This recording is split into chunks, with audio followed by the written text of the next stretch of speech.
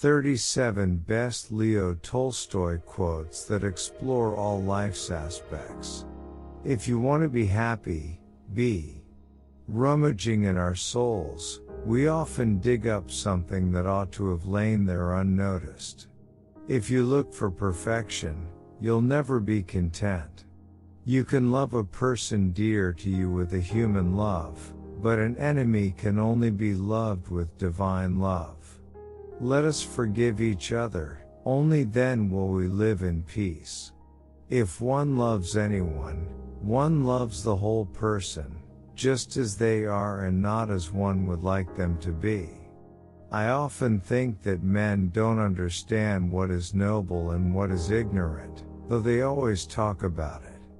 Wrong does not cease to be wrong because the majority share in it. Truth, like gold, is to be obtained not by its growth, but by washing away from it all that is not gold. Everyone thinks of changing the world, but no one thinks of changing himself. Respect was invented to cover the empty place where love should be. It is amazing how complete is the delusion that beauty is goodness.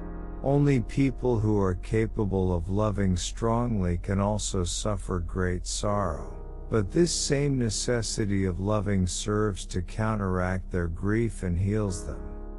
The changes in our life must come from the impossibility to live otherwise to the demands of our conscience, not from our mental resolution to try a new form of life. Each person's task in life is to become an increasingly better person.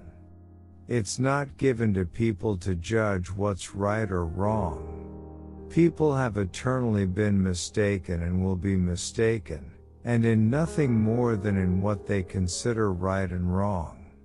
There is no greatness where simplicity, goodness, and truth are absent.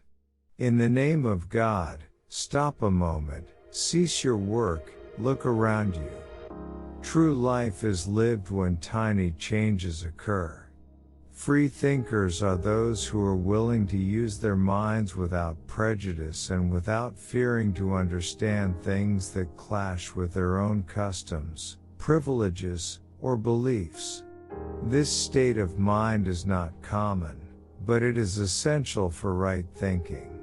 Our body is a machine for living. It is organized for that. It is its nature. Let life go on in it unhindered and let it defend itself.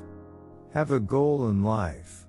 A goal for a certain time, for a year, for a month, for a week, for a day or for an hour and for a minute, sacrificing lower goals to highest.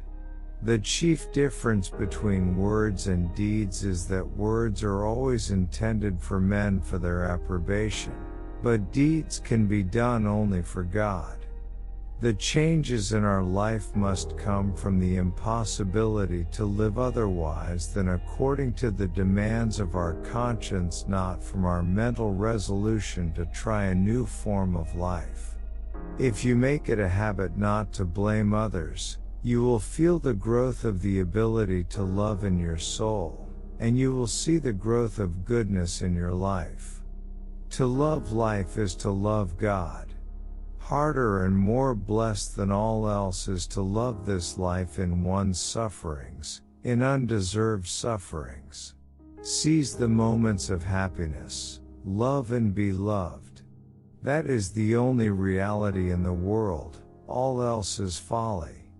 People try to do all sorts of clever and difficult things to improve life instead of doing the simplest, easiest thing, refusing to participate in activities that make life bad. Joy can only be real if people look upon their life as a service and have a definite object in life outside themselves and their personal happiness.